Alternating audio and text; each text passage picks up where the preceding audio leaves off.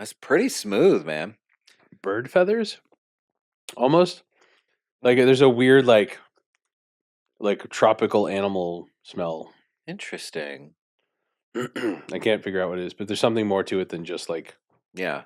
distilled stuff. Yeah, there's something organic there for sure. I don't know.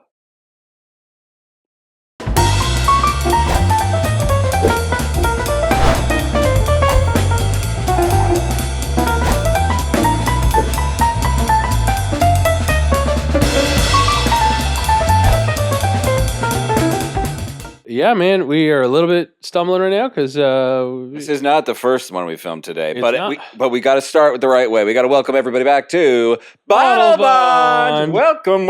Welcome to the Bottle Bond. I'm excited to get into this one.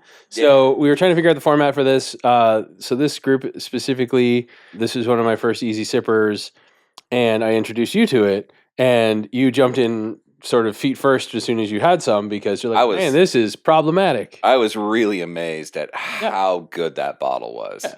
So this one for me has a bit of a story to it because I found it. I was like, oh, that's cool and gimmicky. It's got so for those who can't see it, the bottle actually has a shank of wood inside the bottle. Yeah, right.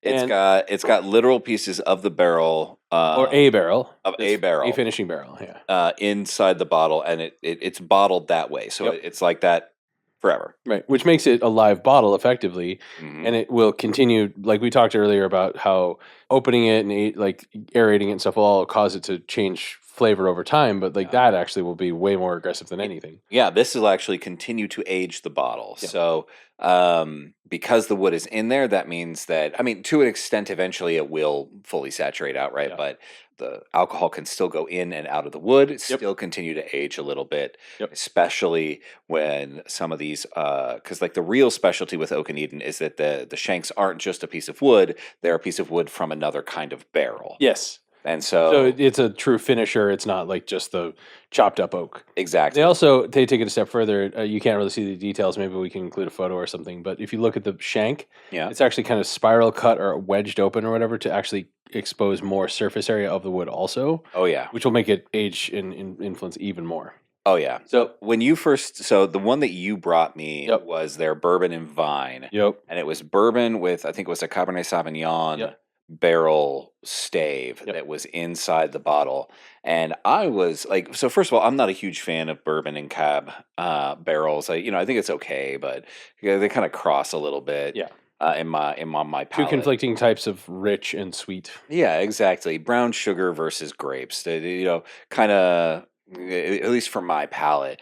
So I was absolutely shocked when you handed me the bourbon and vine and I poured it, and I must have gone through that bottle in 3 weeks. Yeah.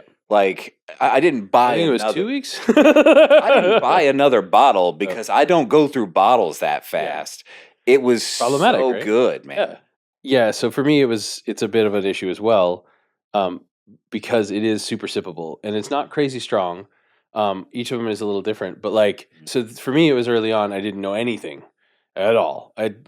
This was literally, I've talked a couple times about a few times I went to the bourbon month at their local restaurant. They had a couple great ones. I was like, maybe I do like it. I'll try it. Yeah. And I think this was literally one of the first bottles I went and picked up afterwards. And it's a totally approachable price. I don't remember off the top of my head. I don't know if any of these has a price on them or anything. It was reasonable. Definitely sub 50. Yeah. It's in the 40 to 60 range, depending on the store and everything else. Yeah. Right? And which version, and it's limited and blah, blah, blah. Yeah. And then I had a friend who at some point, maybe I'll get to rope him in here, but he's one of those people who everything he does is an art.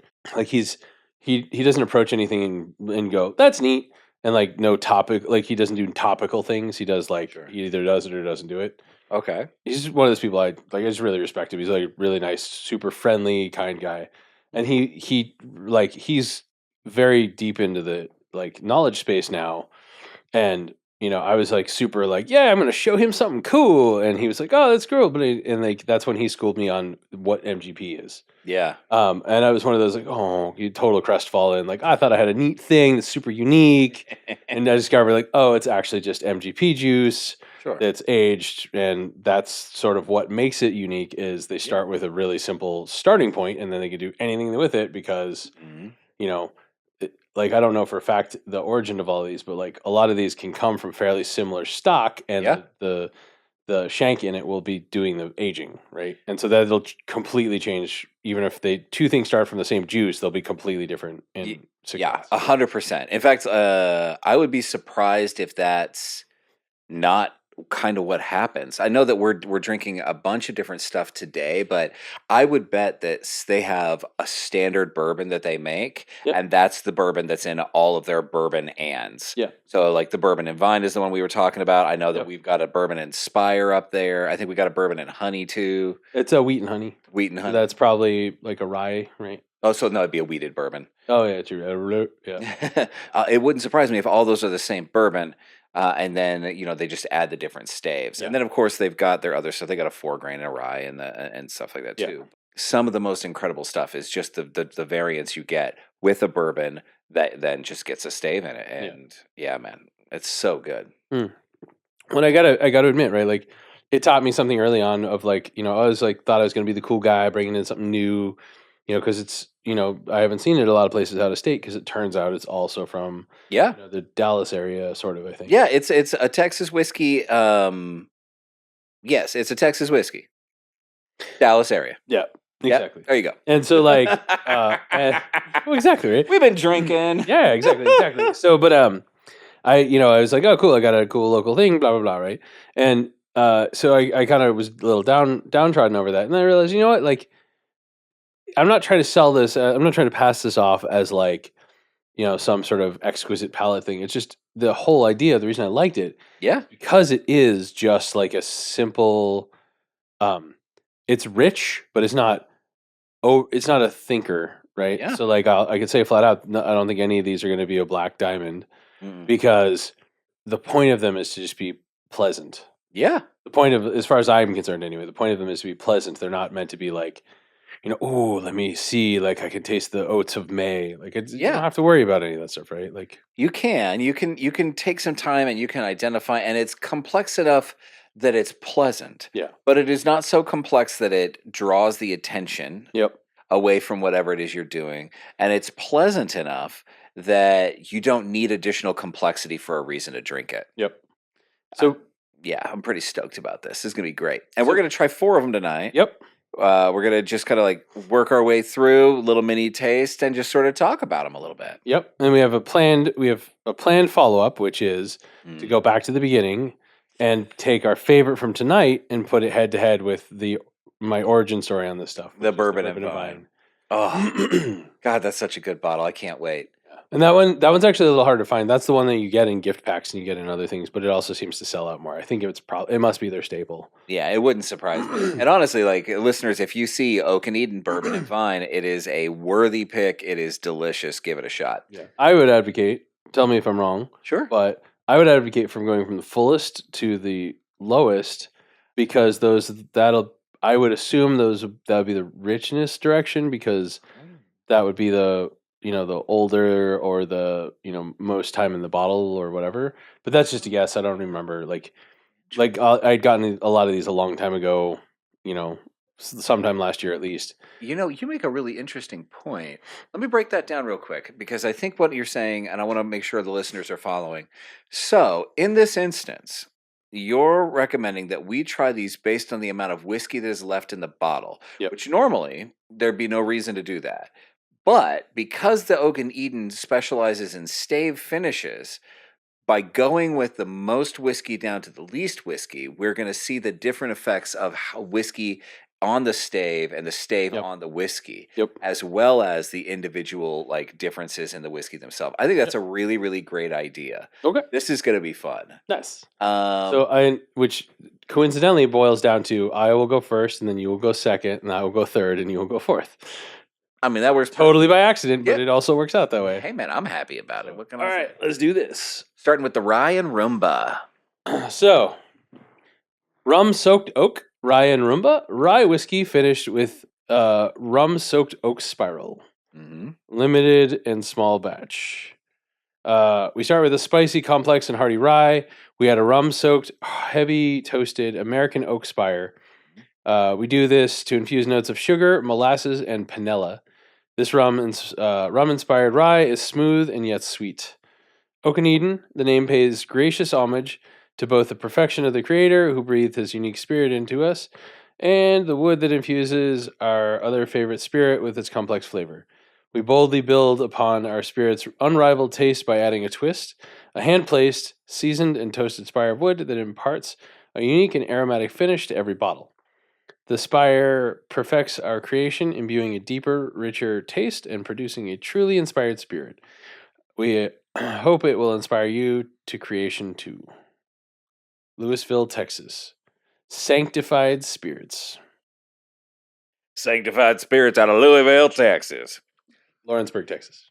Oh, yeah, I'm sorry. Distilled in Lawrenceburg, Indiana, which is, I think, MGP's headquarters, right? Okay. I think. And then... And then Sanctified Spirits is the bottler in Louisville, Texas. All right. So this is a Texas whiskey. It's like all these L's stacking up. I'm getting hard. So it's, well, if it is correct, and it is from one of the MGP plants, which I think it is, which is the Lawrenceburg, Indiana. Yeah. Then then that's where the chain of custody is. It's MGP, but it's bottled in Texas. Yeah, bottled and finished. Yeah. And so we're going to give them a Texas whiskey the benefit of the doubt there. Yeah. I mean, they employ in Texas workers. Yeah. Well, I mean, every other place that does MGP would fit the same category, right? Sure. It's called from wherever because that's where it's created.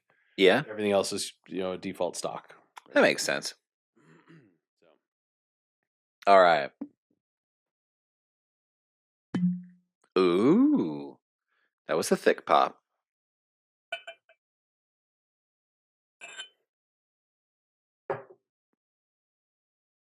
So, in the interest of doing all four of these effectively, I'm going to try to make these tasteable pours, not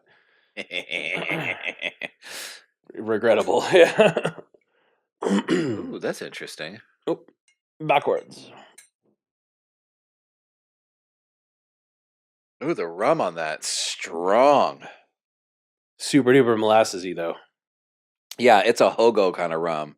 It's definitely kind of got some funk to it. You know what I mean? Yeah. Yeah. Yeah, that's not Bacardi. No. This is like deep, sticky, like tarry rum. Yeah, this is like toss the molasses in an open pit and see what sort of like vegetals fall in as it ages kind of rum. Yeah. That's nice.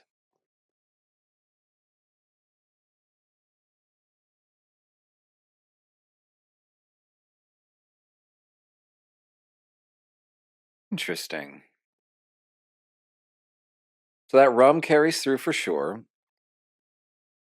You got the banana and molasses style sweet stuff. Maybe like a little bit of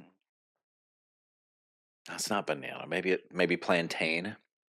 Yeah, it's not the sickening sweet banana. It's something earthy sweet. Yeah. But man, it's surprising how effective that is on that rye. Rye tends to be really strong, a little bit fiery. It bites right into the tip of my tongue. But like that's it. This is the only burn. Yeah. It doesn't burn the way down.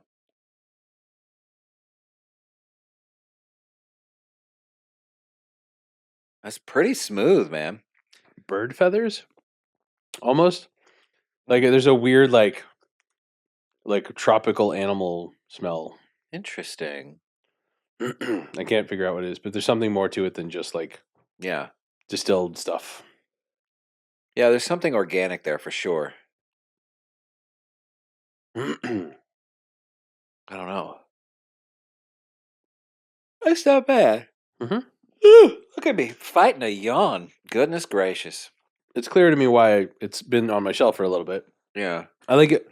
I like rum. I used to drink a lot more rum. Yeah. I like rum well enough. But like it's tasty but harsh. Like it's harsh enough. I mean, so okay. So I think that's good. But it's not it doesn't have a place. Yeah. It's not good enough that I could drink it just randomly. Like I would really only drink that as a fun drink on a hot day. Yeah. Like that needs to be in a cold glass with like over ice on the rocks or something. I would almost say it would actually be maybe even a mixer. I would make a Mai Tai, and I would swap that in place for the dark rum. That would be great. Yeah, that would be good for that. Yeah, I think that's a great call. And I can make a fierce Mai Tai. So, oh, can you?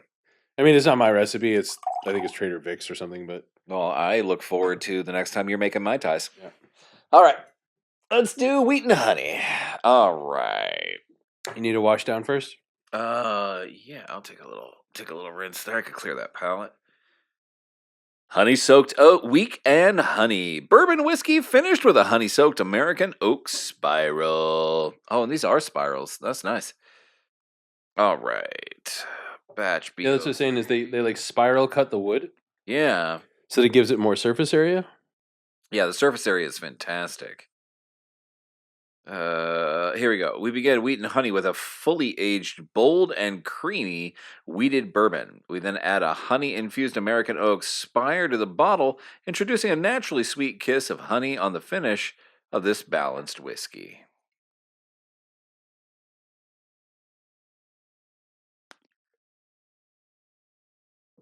Ooh, that was a ringer, sir.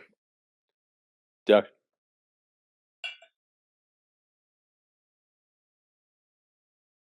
Thank you. That was awkward. Dziękuję.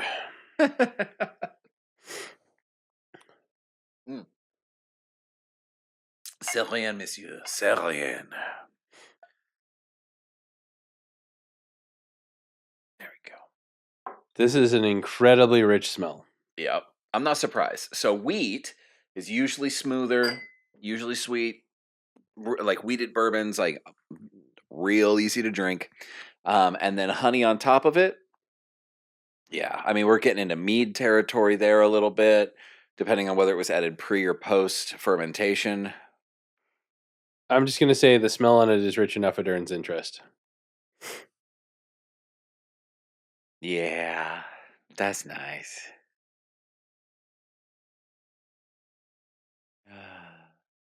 And not a little interest rate. That's a high-ass interest rate.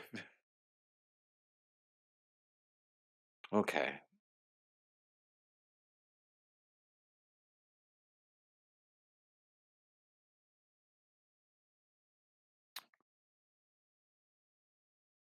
Huh.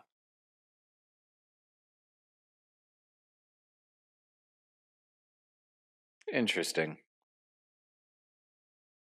So I'm not gonna lie, I kind of find that unimpressive. I would say this is closer to the bourbon and vine, only in that it's like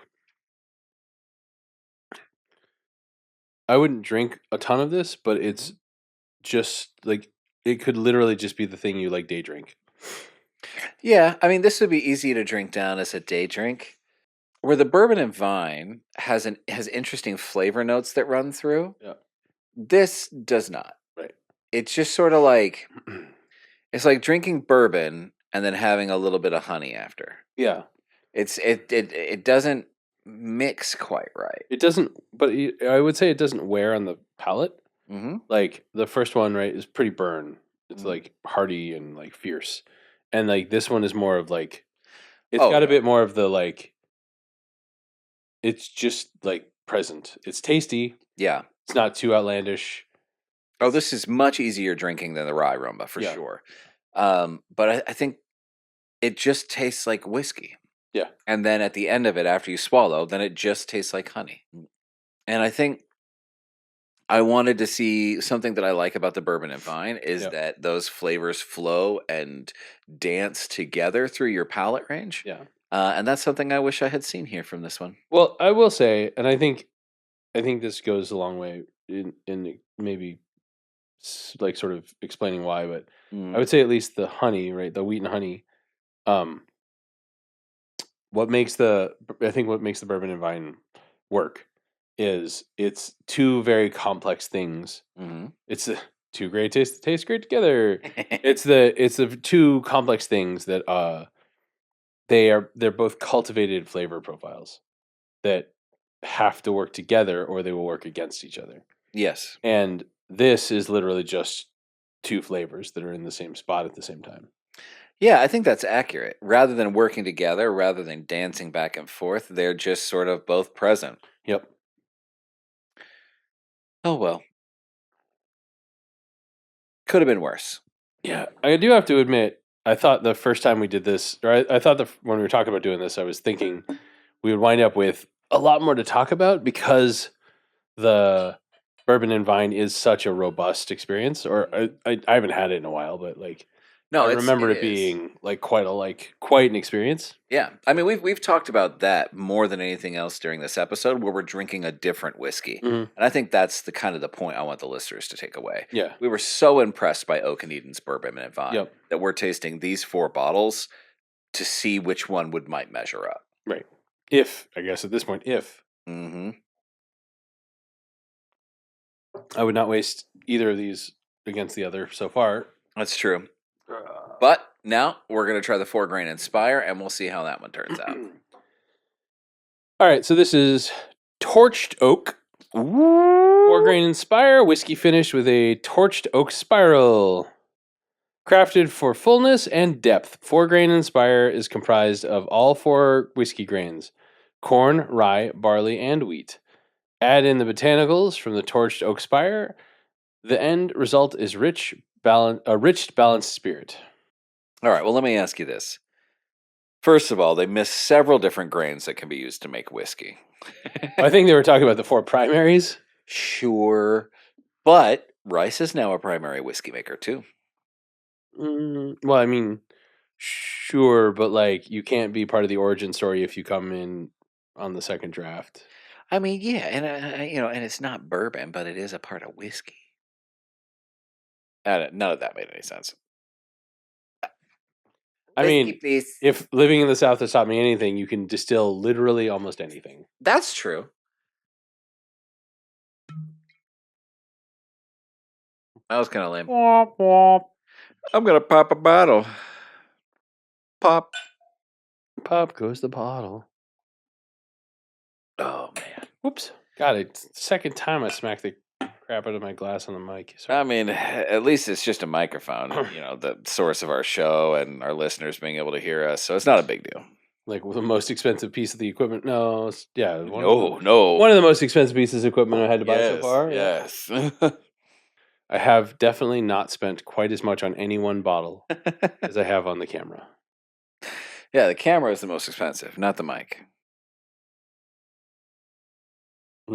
Wolf. It was like fine, and there's a last blast of just fiery burn. This is interesting. Now, I will say there's a possibility that my palate might be blown. But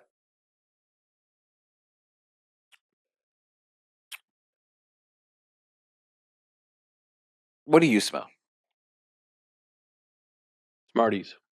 Interesting. Like There's a simple sugar. There's a tart there. Yep. There's a tartness. I don't entirely know what it is, but there's a tartness there. There's several other things too. There's some delightful like earth notes, and there's some like light grains like a hay or something like that, or alfalfa maybe.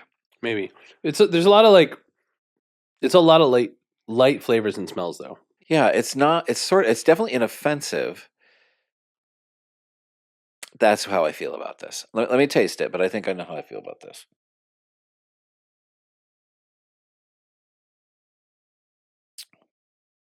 Yes. My feeling on this is, oh, actually, oh, see, So let me tell you where I'm at and then see if it helps. okay. So every time I had a sip, it was a different beverage. Oh, okay. Every time I took a smell, it was a different beverage. Like the first time had almost no footprint, and then the second time was like you said, kind of like the the grainy, like wild field smell. Yeah. And then there was a smell at one point where I was like, oof, that's a lot. Like that's a pop. Yeah. Right. There's like a pocket of like, there's a pocket of like alcohol vapor that just caught me. And like each one was different. Yeah. That's interesting. I think this does a much better job weaving the flavors together than either of the two bottles we've tried before this. It is having a hard time figuring out who it is. Yeah. And I think that's kind of my feeling on it, is that it's good and everything dances well together, but it doesn't know who the star is. Yeah.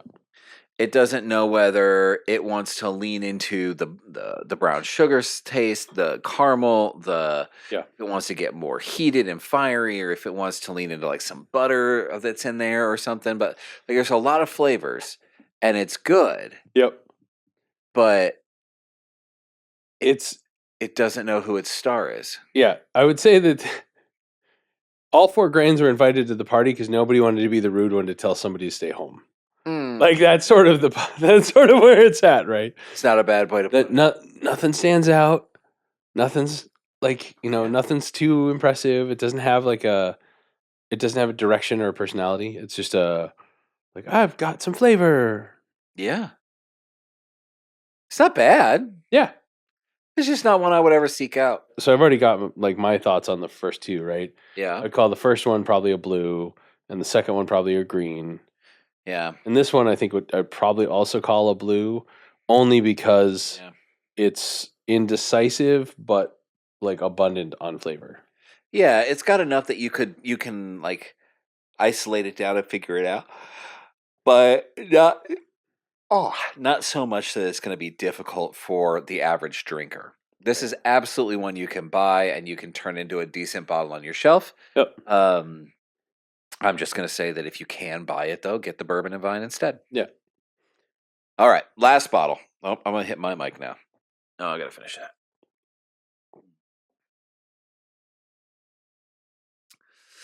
Rinse me, daddy-o. That's not a good one. No. Adamo. Ha ha ha ha. Hey. I think it was the rinse me that was the problem, not the daddy-o. Oh. I guess that makes more sense. Okay. All right. Now, of all of them that we were going to try today, this is the one I was excited about. Oak and Eden finished whiskey, bourbon and spire. Bourbon whiskey finished with a toasted oak spiral. Want to go ahead and try that one again? Yeah. Bourbon whiskey finished with a... God damn it. Bourbon whiskey finished with a toasted oak spiral. I'm doing great. All right. Bourbon is pretty perfect, but we perfect it a bit more with a twist. A toasted spire of American oak that imparts sweet, fruity notes and hints of honey to this all-American spirit. So this should technically taste like bourbon with a finish of bourbon.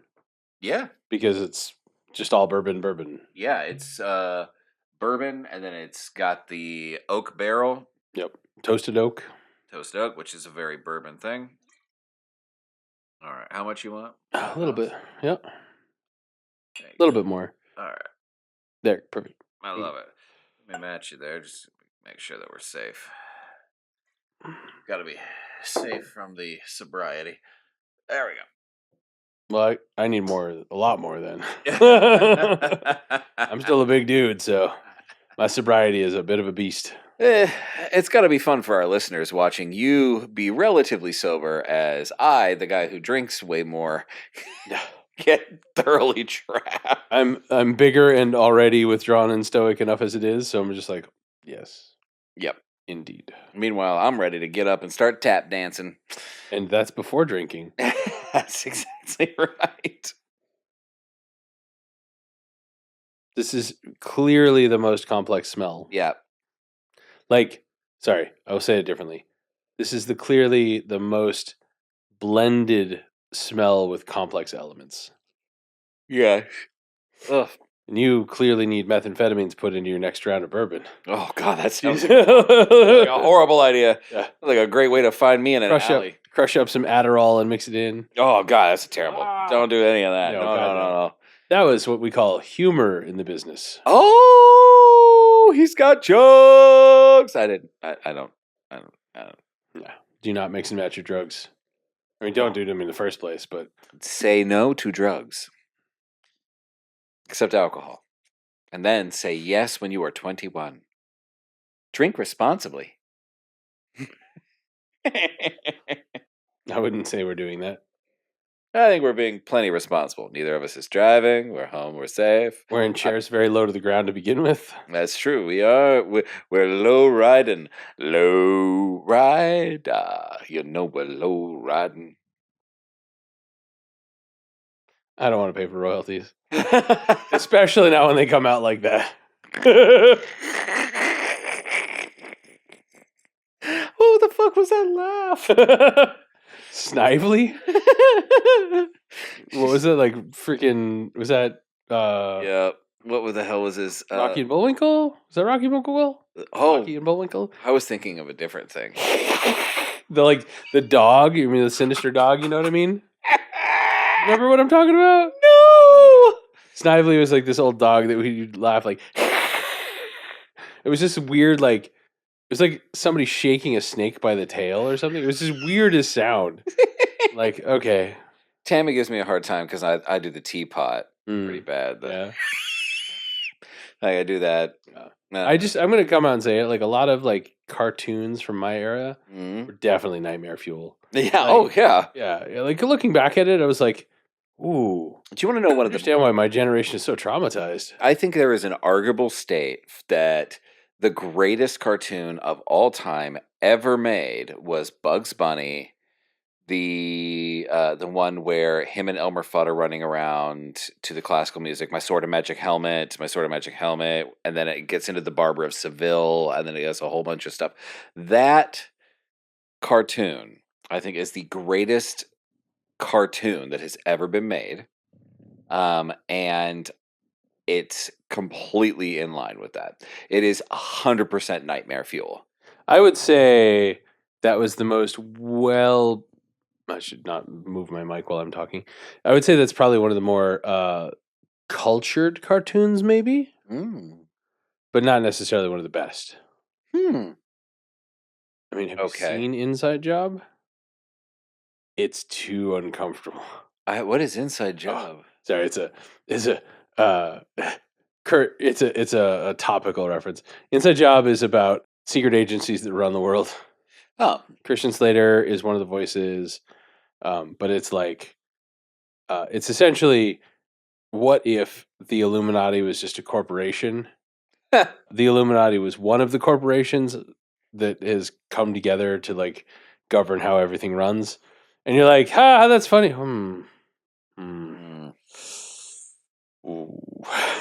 Funnier 10 years ago. Yeah. This is funnier when you're like, this was funnier 30 years ago. Yeah. But it's still awesome. It's still a very like one of those you're like, okay. I'll have to check that out. There's like a whole episode about celebrities like being revived with like children's blood and stuff like that. It's just, but it's very like visceral. Like take any conspiracy theory and then like triple down on it. Why? Don't double down, like triple down. Like that's not far enough. What if Alex Jones was sane? Right? Like that. Oh God. Yeah. That's terrifying. Yeah. Yep. There'd be a lot of gay frogs. Yeah. I mean, the dude forgot about his kids because of chili. Anyway, we already tried to steer clear of the political conversation for the evening. We decided to save ourselves from the tariff conversation until another time. Until we have enough time to find a way to talk about it that's not political. And until we can find enough facts that we can verify at more than one source. Mm-hmm. That's the challenge I'm having. I gotta say though, this is pretty good, buddy. That was almost like a sugar bomb on the end. Yeah, it really was. It reminds me of pecan pralines. Yes, or like mapley. Yeah, it has that weird like palate like that place where it sits on your palate. Yeah. Where you're like, I thought I was done eating, but I guess this can stick around for a while. Yeah, like almost like maple syrup. Yeah. It's like the oily. So like nuts, like pecans or walnuts and stuff. They have like an oily finish where the oil is kind of like a bitter, like that sits for a while. It's got that kind of thing. But I like it. Don't get me wrong. It is interesting. It's pretty solid. It's not as good as the bourbon and vine though. No. I think honestly, we had talked about, picking one of these to compare against the bourbon and vine. I think we just got to come back and do a bourbon and vine episode. Yeah, maybe we just drink the whole bottle. Oh, that would be that would be fun. Either way, we just do a time lapse of it and just be like, drink one, drink two, drink three. Oh, it like those things like me after one drink, me after 42 drinks. Yeah. Yep. Well, either way, sir, I want to raise a glass to you. That's a weird way to hold it, but I guess sure. To you and to Oak and Eden. I'm gonna go ahead and go down here with a bent elbow. Okay, bent elbow. Just because. Hey, Bottle on. Subscribe. Bottle Bud. Let's do it for real. Here's to you. Here's to you, buddy. Here's to the bond. To the bone. To the bone. Subscribe. Subscribe.